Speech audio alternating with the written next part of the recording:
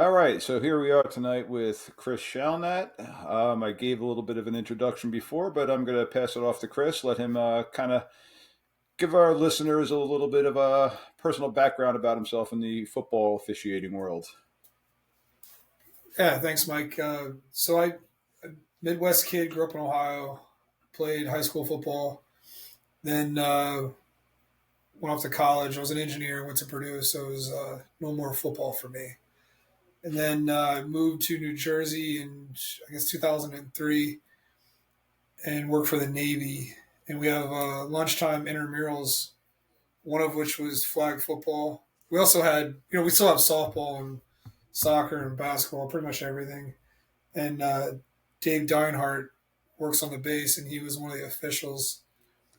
And I would give him a hard time all the time for, for like just screwing stuff up or whatever. And then for one of the flag football games, he was wearing his uniform top, and I saw there were some patches, and I asked him what he's doing, and he said he does high school. He refs high school football, and he said it's a blast, and I should try it out. So 2012 was my cadet year, the Sandy year.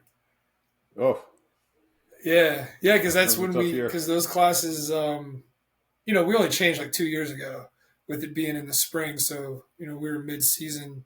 Yeah. So we had to stop for a few days, for a few weeks. And then, so 13 was my first carded year. And we still didn't put anybody on crews until your second carded year. So my first carded year, we bounced around, worked a couple of varsity games as a fill in. And then my second year, I joined Van Scoik's crew. I think it was his first year, it might have been his second year as a white hat after being a head linesman for, I don't know, probably close to 30 years with Okay. with Salerno. He picked up a bunch of young guys, me and Rob Boyle and Brian Guiney. And I was a deep man. So at that point, we were like half five, half six. Okay. So I was the back judge on 5 man, and then I was a field judge for 6 man. And I did that for 5 years. And then I'm drawing a blank right now. Loschwitz kind of sort of pulled a last minute kind of same thing, upset with some playoffs and ended up just pulling shocks and quit. And at that point, I was a trustee on the board. There was a list of people who were interested in becoming white hats, but everybody turned it down.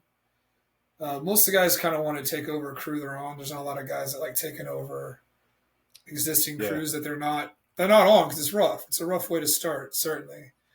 And it was for me being, 5 years into it, I was still really green, and the crew didn't really know who I was, so it was certainly not the ideal way to start. So this year was my 5th year as a referee. As a head referee. Right. So like I said, I was trustee for 3 years. On our organization, you have to be. I think you have to be in for 5 years before you can run. So right at 5 years, I ran for trustee, which was a 3-year term. Then I took a year off, and then I ran for vice president and won. And so did 2 years of that. And then this year we ran again and I won again. So now I'm starting my second 2-year term as vice president. And then Okay. in all those Yep. years I've been the head of the mechanics committee, head of the now it's the rules and mechanics, so it's me and the rules interpreter Certival. And then it's CBL, which I guess you know about now. Yes. I think you were on the CBL with me, right? Yes, last year. Yeah, I think this year I'm hoping because it's an off election year. I hope we can get some of those things enacted because the only thing in the ballot in the fall will be the one trustee spot. Um. So yeah, All I right. mean 5 years back judge, deep wing, and then 5 years referee. I think I heard in your intro. Like I've worked in a varsity game, everything but umpire. So I've And worked. that's my spot now. I know I've worked.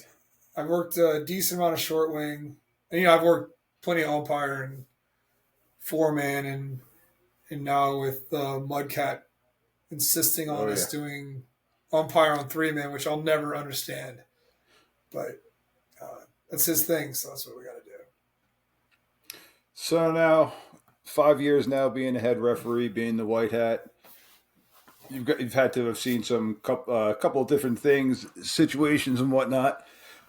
But talking specifically now with mechanics and different things like that, just for our listeners that are out there that might not know, what are some of your like pre-snap keys, reads? Where do you set yourself up? Different things like that before you're going, and what's kind of going through your mind like pre-snap of each snap? Do you have like any type of rituals that you do? Because a lot of times, I mean, you're wearing the white hat, so everybody kind of sees you and they know your name, especially on the sidelines where they don't really know everybody else's name. So, what do you do to kind of remind yourself of possibly different situations and just alignment, and different things like that? Yeah, so referee, there is a lot going on and a lot to do, but really with your keys and your pre-snap stuff, there's not. I don't think there's a lot really for nothing near like a headlinesman has to do and stuff. I mean, every play, obviously, I'm counting my offense. I start with my 5 ineligibles to make sure I have those 5. I call them crooked numbers. I've heard other people call them that too. But your 5 ineligibles, because for the high school game you have to have that.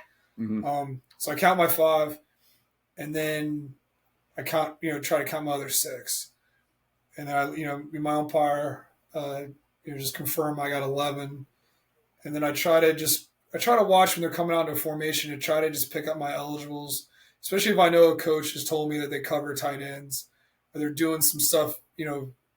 We have teams on the shore in high school that run every single play, so they cover their tight ends. They have 9, 10 guys on the line of scrimmage, but you can't get lazy on that. So you always make sure, hey, I know 85 is covered, and you can check with your short wing and see who's punching back and not punching back, so you can kind of figure out, kind of help them a little bit, because I know short wings are super overwhelmed with everything they have to do. So I try to pick up some of that. Um, yeah, like looking at my referee, make sure he's confirming with the 11 back to me, and also I kind of get a read on him to see if he's spotting the ball, if he's back up, he's backed up enough. Try to check all my guys real quick to make sure Mm-hmm. everybody's lined up right, especially after punts. Like I forget all, and I remember when I was a deep guy, they forgot about me all the time. Like you throw your beanbag, and the kid returns it 30 yards, and you have the wholesale offense defense to change, and then the referee blows his ready, and I'm 20 yards back trying to find my beanbag on a poorly lit field, Oh yeah. and I hear the whistle, and I'm like, oh no no no! And then you're running, like an idiot. So I've tried, and I've done that a couple of times. So at the point now where hey, I want to make sure I got all, 5 or 6 of us, however many, make sure everybody's in a position and everybody's paying attention. That nobody's dealing with a coach or some some of that kind of issues. We don't have the ready to play, which is really nice. As far as once the plays are going, you're not blowing your whistle every play, so you kind of get the feel of the game going, and yeah, And and then that you're was just a pretty recent rule change with the ready for play change. Was about 2 years now. yeah, I think probably a little bit more than that. Definitely Okay. since I was a referee, so in the last 5 years. Okay. I think my first year we were still doing the 25, and you had to blow the ready air every play, and Yep. then so it might have been, but yeah, that was a great rule. Uh, I love it going back, just or not going back, but going to that more consistent, more uh, much easier to follow. Just 40 seconds every time. Um, So now, pre-snap keys as the referee. Now I know as the umpire, I've got certain keys that I'm looking for. So snap of the ball happens where my point should be focused on. Uh, a big problem that a lot of new officials tend to have that I've seen is a lot of people watching the football instead of watching their keys.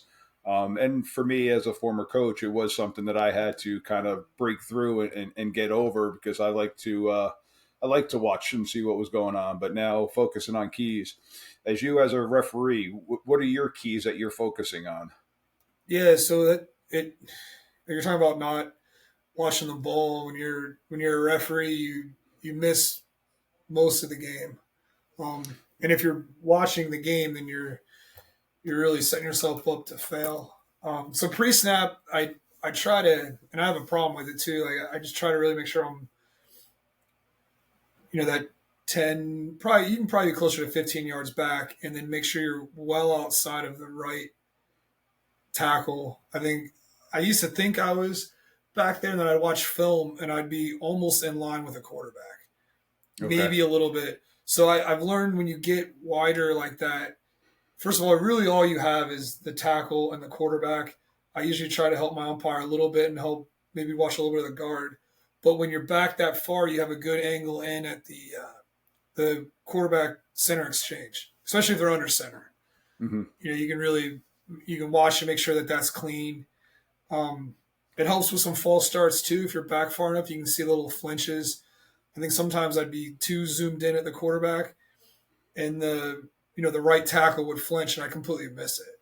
Okay. I'd hear everybody yelling, and I'm like, shoot, I was too close. I was too close, too zoomed in. So I've learned stay stay back, maybe even a little further than you think you are, because I've learned, my perception and my reality is totally different from watching film. So that's it. And then once the snaps, um, once I know that it's a clean exchange and the quarterback's got it, I try to, usually in the same field of view, pick up that right tackle and pick up what he's doing. If he's dropping back in a what looks like a pass block, or if he's moving downfield looking like he's run blocking, try to get a little idea what he's doing. Also, you can pick up the guard if you got any pulling guards or kind of their sets, and then really once you go back to once you're with the quarterback with the referee, that's all you watch, especially if he's throwing it.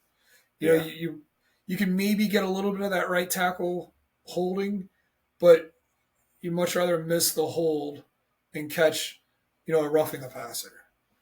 So No. we'll miss some penalties in there, but you absolutely, as soon as that ball's free, once it's thrown, you absolutely cannot watch. It's so tempting. And I watch a lot of film, and I watch a lot of referees' hats, the bill of their hats, and they'll turn and watch it pass, and then the quarterback gets cleaned out, and you have no idea, right? And it's awful. Yeah.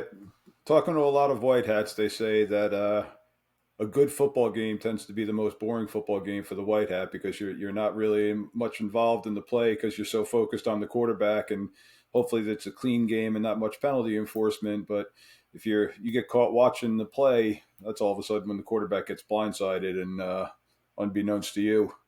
Right, or it's a completely clean hit. Like you have it where it's a clean hit, everything's fine. The kid falls and he lands on his arm weird, or God forbid that helmet whiplash into the ground.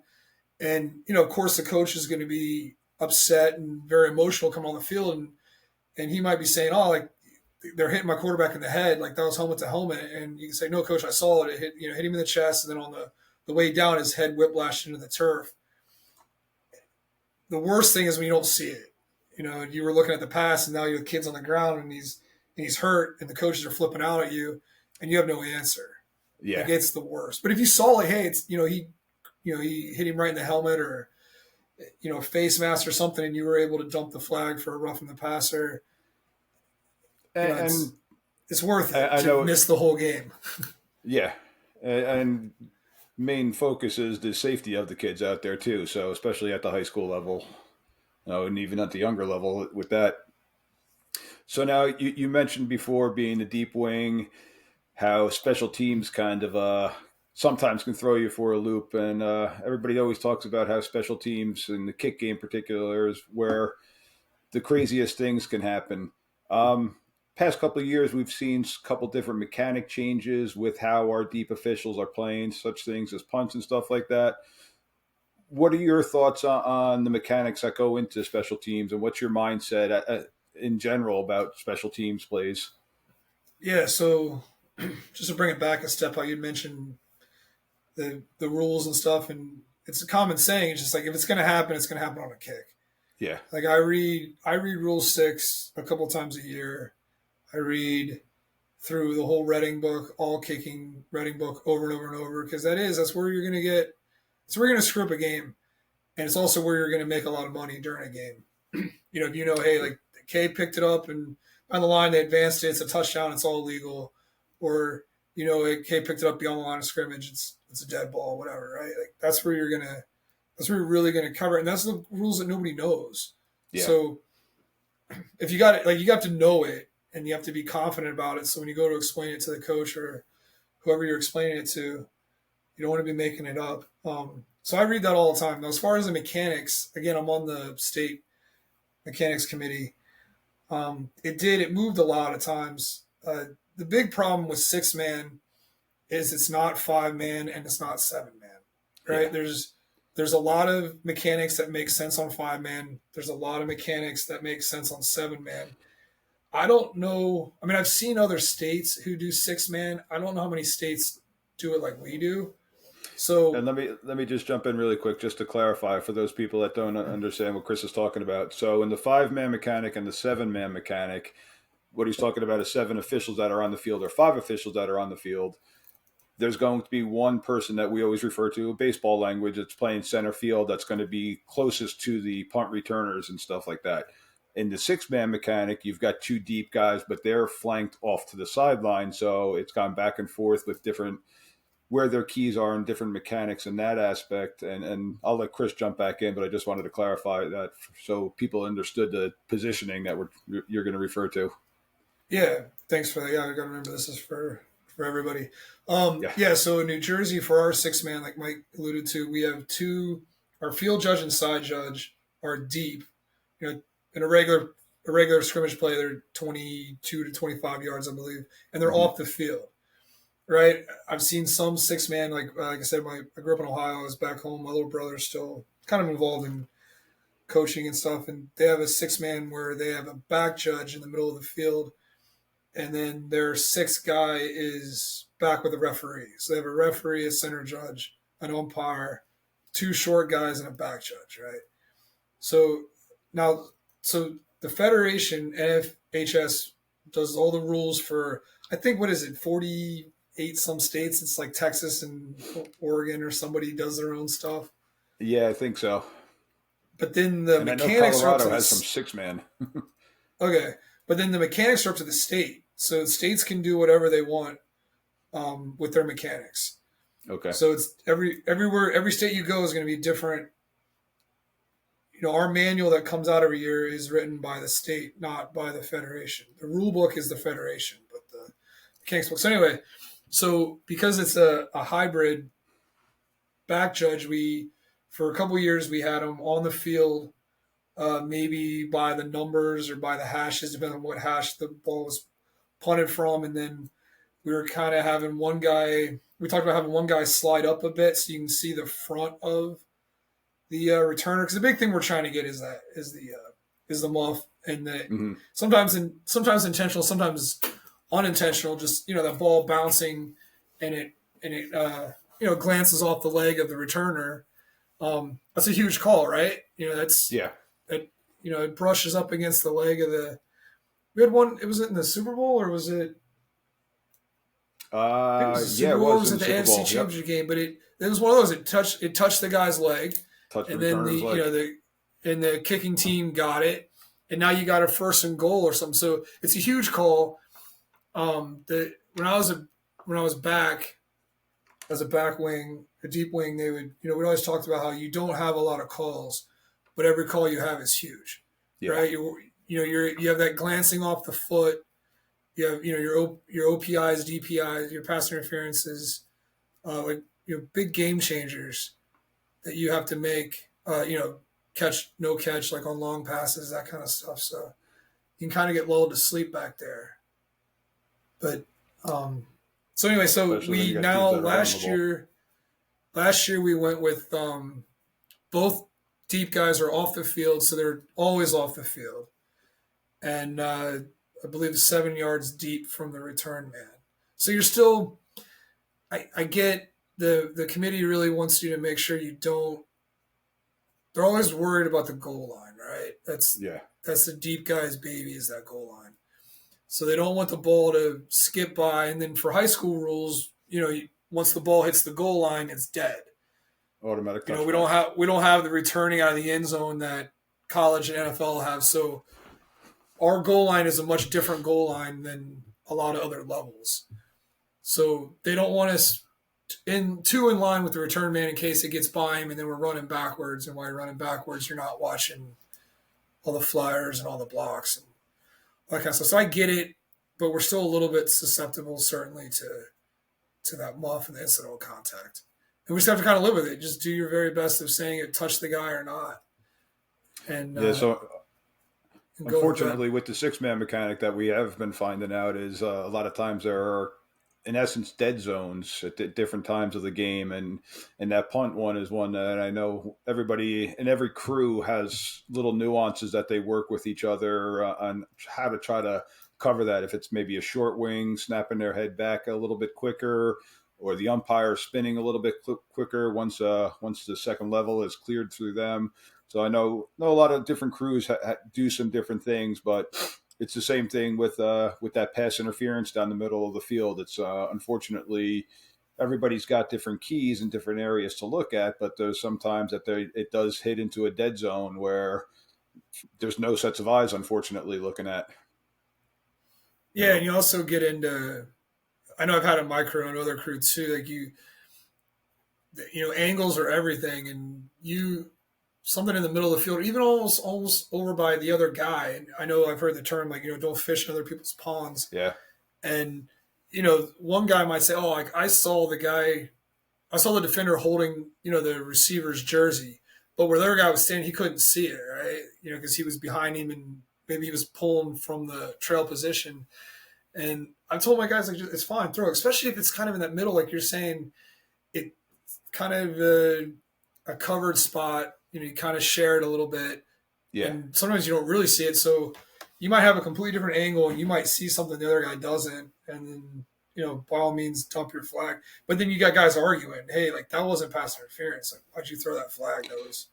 That was my Oh, guy.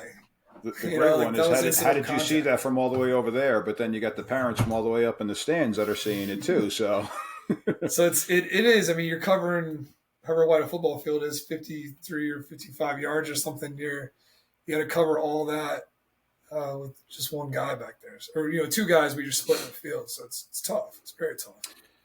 So your answer kind of led us into our next question that I have, talking about the crews and rule enforcement. So how what I'm trying to think of a good term here. How does your crew work it? Flag has been thrown on a play.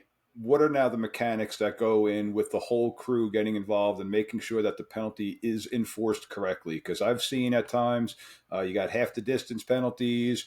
High school pass interference is a 15-yard penalty, ladies and gentlemen. It is not where the penalty happened like it is in the NFL. But Nor is it a you first down, sometimes, yeah, nor is it an automatic first down, correct. Um, which is a so big how it's a does big your deal crew for us. work the mechanics with that when it comes to penalty enforcement? Yeah, and this is a really good point and topic, and it's certainly going to be a point of emphasis as a chapter this year.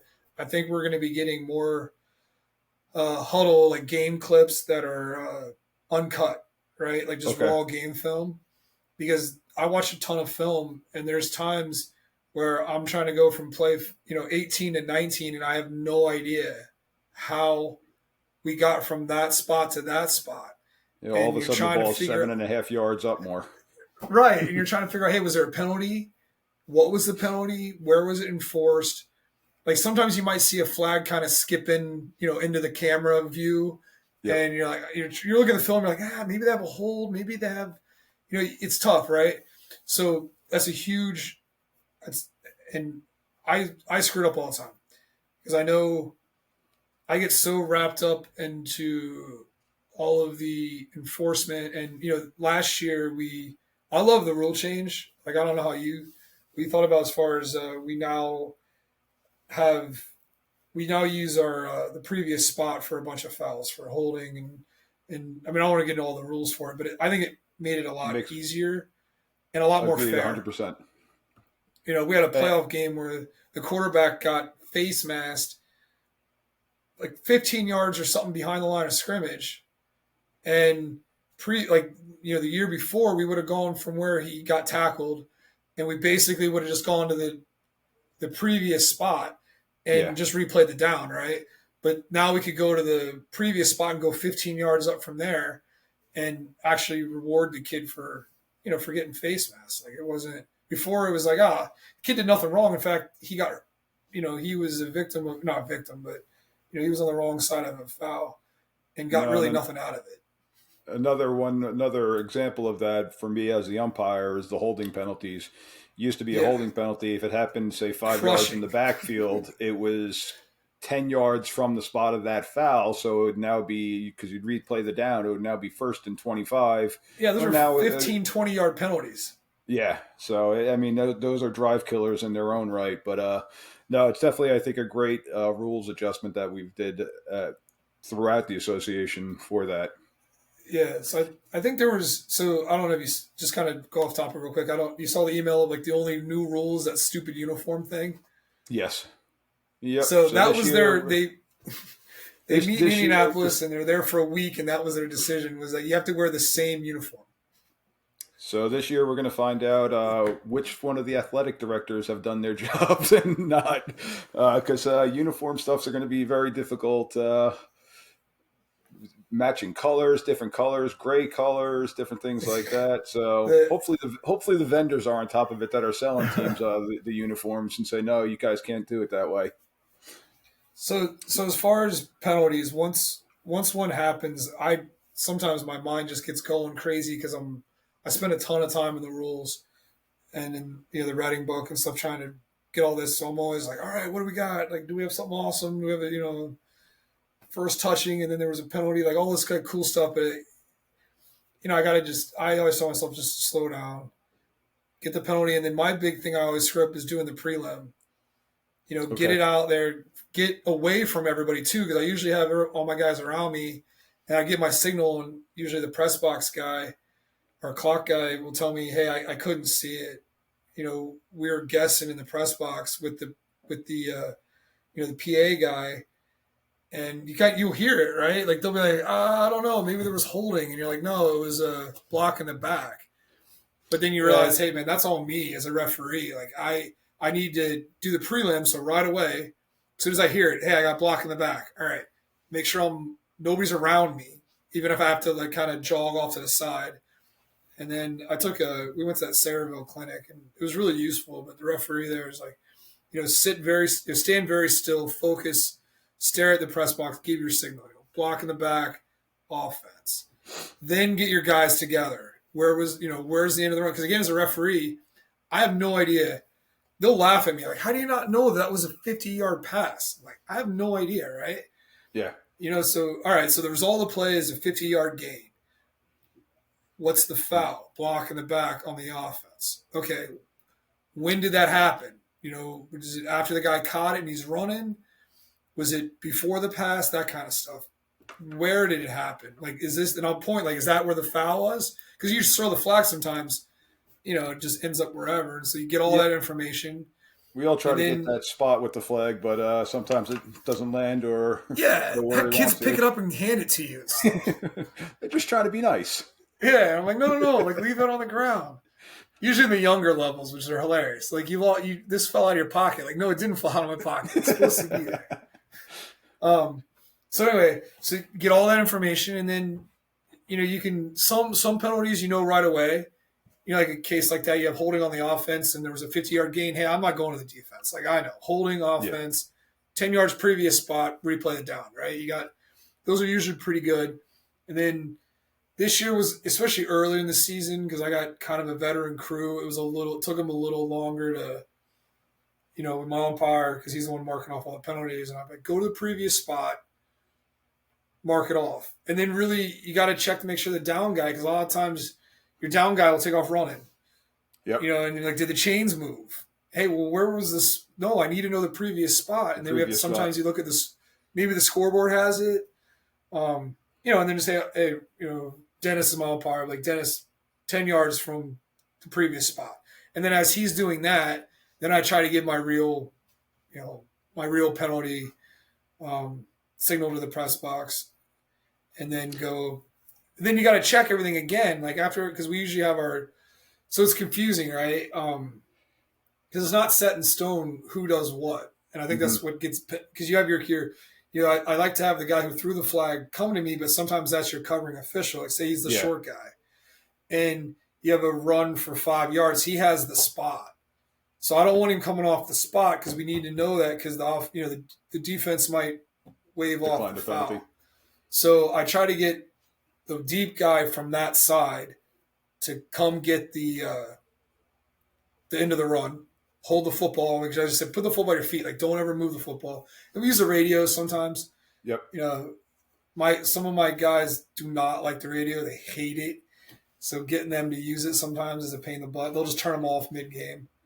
Again, just for the listeners out there, so New Jersey, it's now been about 3 to 4 years that we've had it full blown, with each of the referees on the field and up in the press box having a mic'd headset, so an O to O, so that we can communicate with each other, just for situations like this too. So, but some guys are old school and don't like it. It's still relatively new, but my personal opinion, I love it. I think it helps the game out. I think it helps us out as officials wholeheartedly. There's a use for it. We're also low technology with some of this stuff too. So sometimes you're getting the local radio station through the headsets, which can be annoying. Yeah.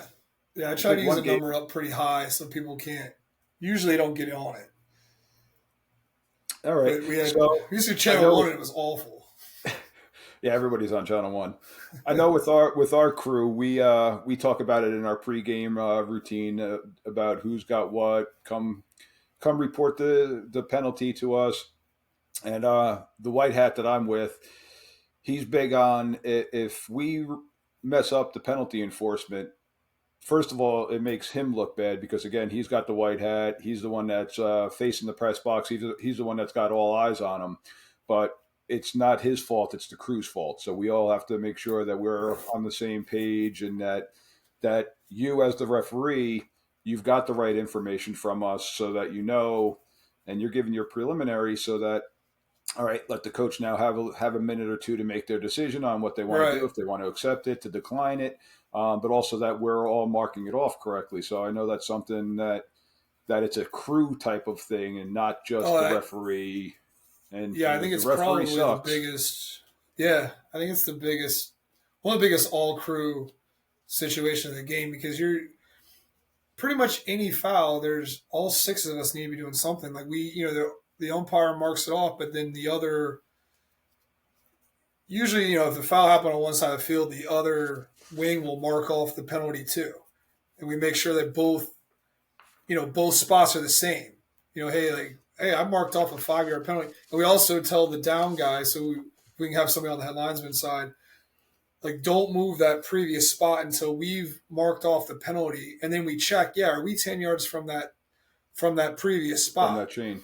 And make sure we're good, because sometimes, hey, maybe he misheard me and the umpire walked off 15 yards. Maybe he thought it was a face mask and not a hold. And then my other wing guy, he walked off 10. And then we're radioing, hey, hold on, our spots aren't lined up. Then as long as nothing moves, you're okay, right? You can go back. Yeah. And say, no. Just go 10 from the previous. You went 15. Because the last thing you want to do, is have one guy mark it off. You reset the chains or you move the chains, and then you realize, hey, we got it wrong. Because then you look like, it's awful. You look at Keystone Cops out there. And I think that's one of the good things that we'll be able to do with raw videos, to watch all this. And also, it's got to be quick. Like, I'm not saying rush, but you got to have purpose in what you're doing. Move the ball once, have your signals clear, have your communication with the coach, especially if you have options. Say, coach, what do you want? You want 2nd and 15 or 3rd and 5? Because he might just be like, I want 3rd and 5. Wave it, wave it off. But if you mark it back and then he's like, hold on, I want to decline it. Now you got to move everything back and change it down. You look terrible, right? And you look like you don't have any. It looks like you don't know what you're doing. Yeah, And then your and credibility. it does look at us in the negative when it could be the coach possibly not hearing it or not knowing what was going on at that Or point you in read time, or just us, we didn't communicate it that well to the coaches right. themselves. So, and that's where I like having the headsets too, because we got a guy that's right on the sidelines right next to the coach. Yep. So hopefully they're able to communicate it, or the deep man can come down and he can communicate it. And I know the Right. coaches are always looking for, because we don't have microphones that we're projecting out to the crowd, so they want to know, all right, who was the foul on? Do you have a number for Yeah. me? So That's like I think I've learned that's like one of those things of more. It takes. It took me a while, and I still screwed up sometimes. Just getting the number, it's yeah, like huge. It's huge because I've learned. The coach.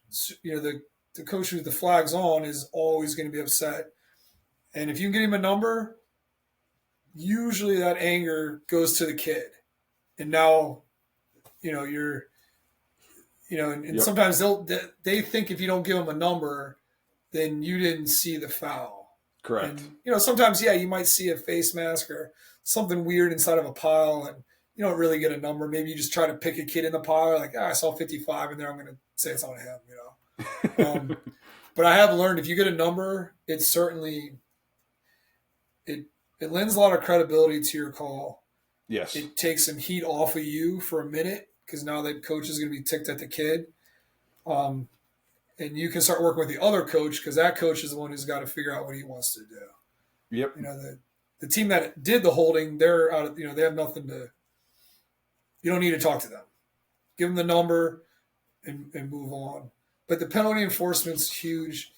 Like I said, I screwed up a lot. I get too wrapped around the axle and what's going on. I don't get my signals. I don't get my signals away from the muckety muck. I might have my crew around me. I might have the kids argue with me, and I'll just kind of quickly do it, and I think I did it, but it's not visible. Um, so I think a lot of times checking with your ECOs helps a yep, lot. Hey, how the penalties look tonight? Were they clear? And then do your best in film to see did I do it? Did we administer it? Because and I try my best, and it's going to be good if I can watch real film of crews and I can really go into the penalty stuff and make sure we're getting it right. yeah. Again, for those that don't know, so the state of New Jersey, actually, I know, I'm not sure if it's the entire state, but I know our particular area, they use an editing program called Huddle that the high school teams use, and they use it for film exchange and their breakdowns and everything like that.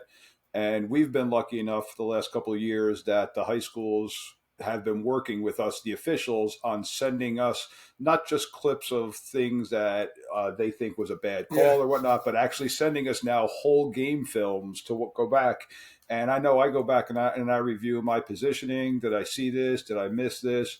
So just like the kids and the coaches are doing, they're studying film. I'm also going back, and you're mentioning it a bunch of times, going back and self-critiquing yourself to try to get better at what you're doing. But sometimes, as the official, we're not getting the whole picture, like you're saying, because they clip the picture. So they stop it at the end of the run, and then they started a couple like a seconds before snap. the next Yeah. snap. So we're missing out a little bit on the officials, but it's still such a great teaching tool Oh yeah. for all young officials, for all young players.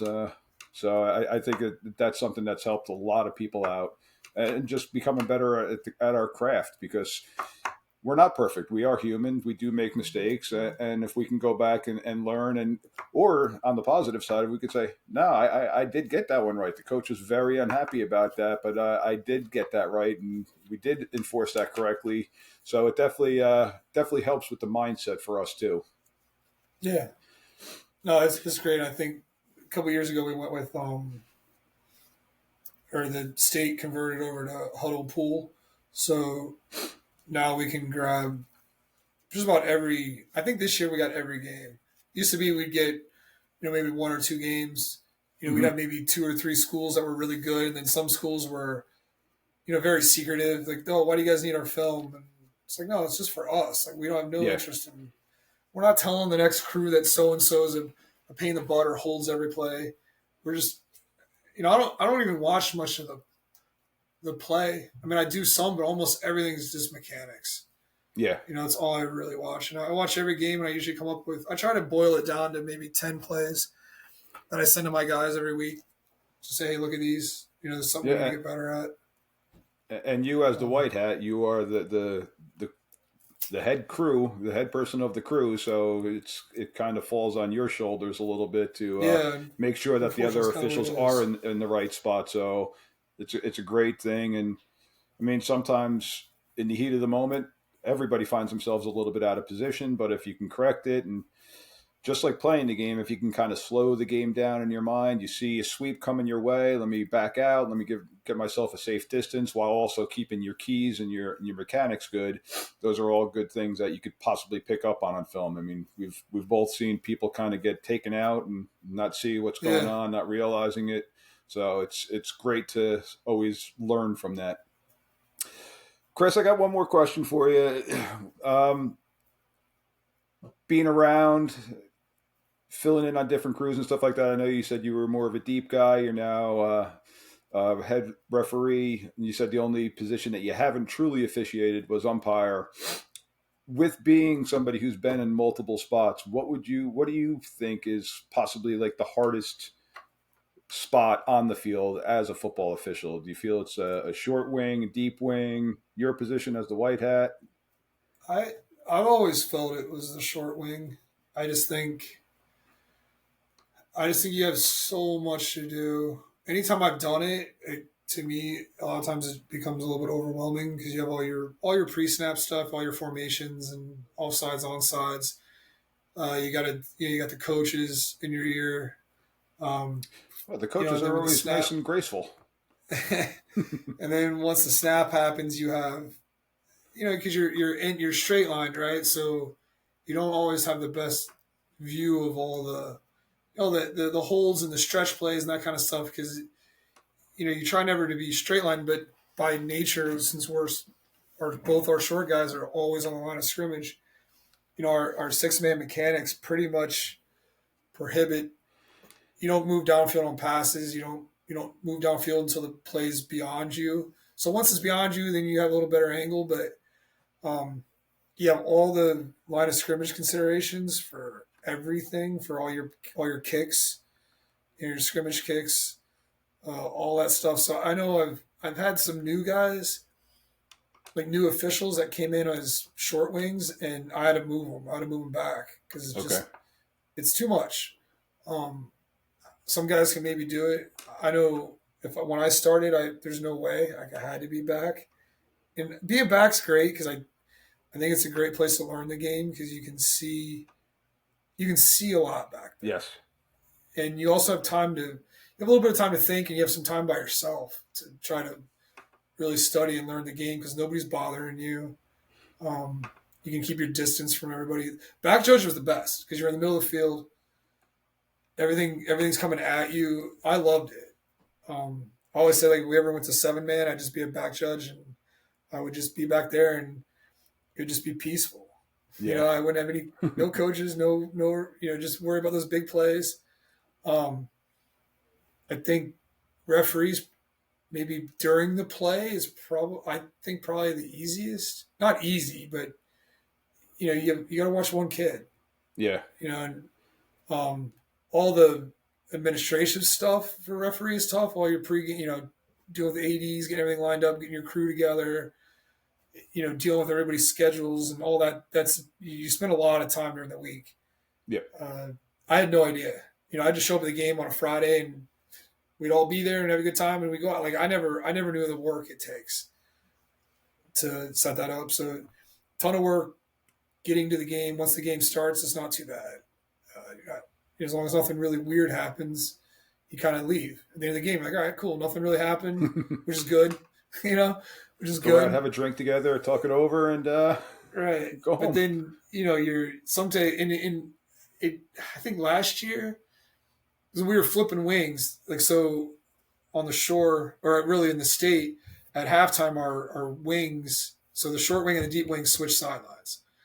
So I really think last so like 2022, I guess the home team was leading at every half, at the first half, and the visiting team won every game. So we had one set of referees who were always on the winning sideline. You know what I'm saying? Wow, So we would that's an go out at anomaly I never thought of.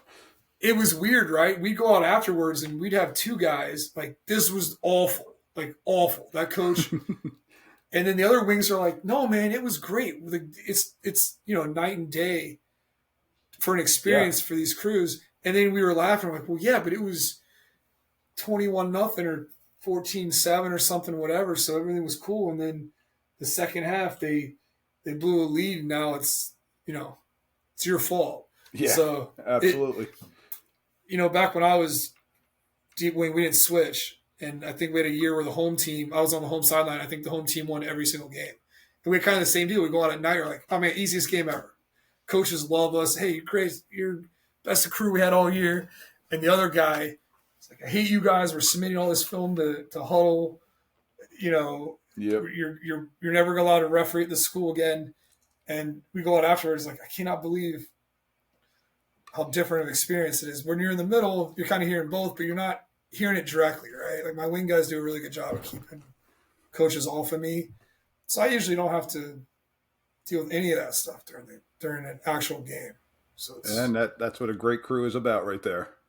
yeah, you get veteran short guys. Like keep the coaches off of the middle. That way, me and you, the umpire and the referee, we just deal with the kids, and the kids are usually fine. They're funny. Yeah. Kids are You entertaining. yell at at them times, and so. stuff, whatever, and you move on, right? Tell them to knock off the holding or whatever. Absolutely. Well, Chris, I truly appreciate you coming on with us today. Hopefully, all our listeners out there were able to get something from this. I ask that everybody go out, hit the subscribe button. If you have any comments or anything that you'd like to see or hear in the future, please put those right in the comments.